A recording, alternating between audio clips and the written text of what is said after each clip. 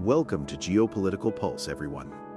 Today, we're diving into a situation that has truly gripped the world, a conflict that escalated with shocking speed in the Middle East. We're talking about the US-Israel versus Iran war that began to unfold dramatically on February 28, 2026. It feels like just yesterday we were discussing regional tensions, and then, boom, everything changed. It wasn't just another flare-up, this was a large-scale military operation, something we haven't seen in this direct confrontation for a very long time. The sheer scale of it, honestly, caught a lot of people by surprise. Absolutely. On February 28th, the conflict kicked off with Israel, backed by the United States, launching what was described as a massive airstrike operation against Iran. We're talking about hundreds of fighter jets and missiles, Angelina, targeting multiple locations across Iran simultaneously. Hundreds? That's an astonishing number, Adon. What were they hitting? What was the primary objective behind such a significant, coordinated strike? The targets were very specific, according to reports. They included Iranian military bases, extensive missile storage facilities, air defense systems, and crucially, nuclear-related infrastructure. The stated goal from US and Israeli officials was clear: to significantly weaken Iran's military capabilities and, perhaps more critically, to prevent any further development of its nuclear program. So a preemptive strike, essentially, to dismantle perceived threats. But launching attacks of this magnitude, directly hitting a sovereign nation like Iran, that's not something you do lightly.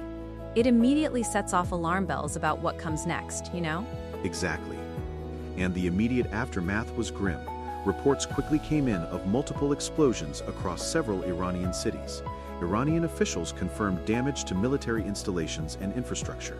But what really started to stir international concern were the reports of civilian casualties in certain areas. That quickly drew criticism from around the world. And the images and videos that started circulating online, showing damaged buildings and emergency services, really brought home the human cost, even at that early stage. It wasn't just abstract military targets, it was tangible destruction. The world was holding its breath, waiting for Iran's response, because everyone knew one was coming. And it did.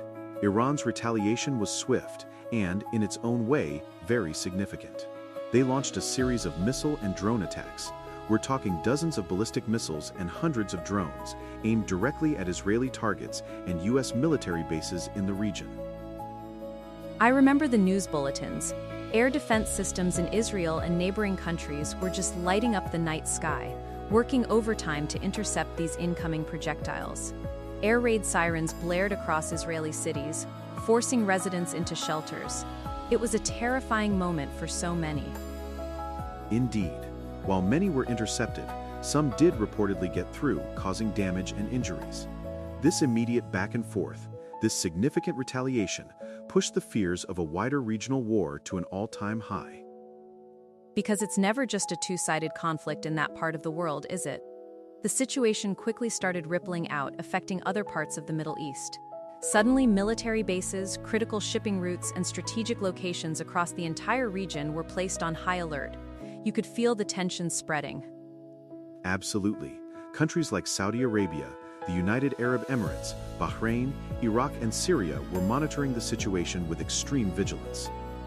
With so many US military bases scattered across the region, there were immediate concerns that they too could become primary targets, drawing more nations and definitely more groups into the fray. And it wasn't just external pressure. These attacks also ignited a significant political crisis within Iran itself. The leadership held emergency meetings, the military went on its highest alert level, and officials publicly vowed a strong response, promising to defend their sovereignty. But you have to imagine the internal pressure they were facing. Precisely. Internally, the country was grappling with immense military and economic challenges, adding to the political pressure on the leadership. It's a delicate balance of maintaining a strong front while dealing with the very real consequences of war. So going back to the core reasons, Adon, what were the US and Israeli leaders saying about their goals? Beyond just weakening Iran, what was the broader narrative they put forth to justify such a massive action? Their narrative was consistent. The primary purpose of the operation was to limit Iran's military power and definitively halt its nuclear development. They asserted that Iran's nuclear program posed a clear and present future threat to both regional and global security, making these strikes, in their view, absolutely necessary to degrade Iran's capabilities. Which predictably sparked a huge debate globally. Critics immediately questioned whether military action, no matter how justified it might seem to some, would actually achieve long-term stability or simply plunge the region into even greater chaos. It's a classic chicken and egg situation, isn't it? Indeed. And one of the most immediate and glaring global concerns was, of course, the economic impact, especially on oil supply. The Middle East is home to some of the world's most critical oil routes, notably the Strait of Hormuz, which sees a huge portion of the world's oil passing through it daily. Right, any disruption there is catastrophic for the global economy, and we saw that almost instantly. Oil prices spiked sharply as soon as the conflict began, purely on the fear that these vital shipping routes could be compromised. Countries heavily dependent on oil imports, like much of Europe and Asia, were immediately on high alert, watching every development.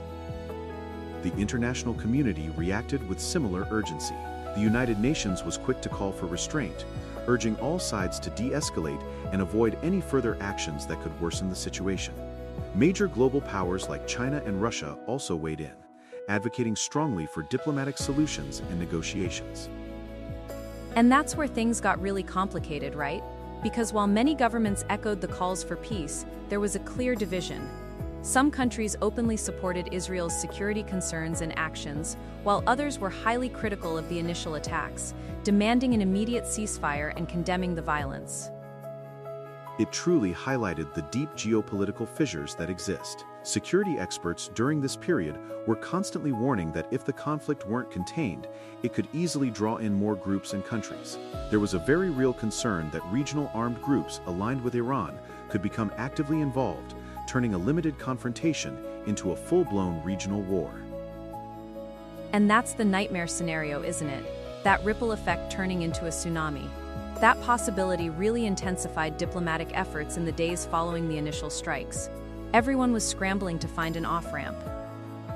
Indeed. So as of March 10, 2026, just about 10 days after the initial strikes, the situation remained incredibly tense. Military activity and defensive operations were ongoing in several key areas. Both sides were still on high alert, while negotiations, through various international channels, continued behind the scenes. The world truly was and is watching closely. The big question then, and frankly still now, is whether diplomacy can somehow cool things down, or if we're headed for an even greater escalation. It's a precarious balance, to say the least. The events between February 28 and March 10, 2026, undeniably mark a major turning point in Middle Eastern geopolitics. The direct involvement of such powerful nations has raised serious, enduring questions about regional stability and global security for years to come. And the future, as always, remains uncertain. We can only hope that, amidst all the tension and military posturing, diplomatic solutions prevail and prevent further, wider conflict. It's a stark reminder of how quickly the world can change. A powerful and sobering thought, Angelina. That's all the time we have for today on Geopolitical Pulse. Thank you for joining us as we tried to make sense of these complex and critical developments. Thank you, Adon, and thank you everyone for listening. Stay safe, and we'll catch you next time.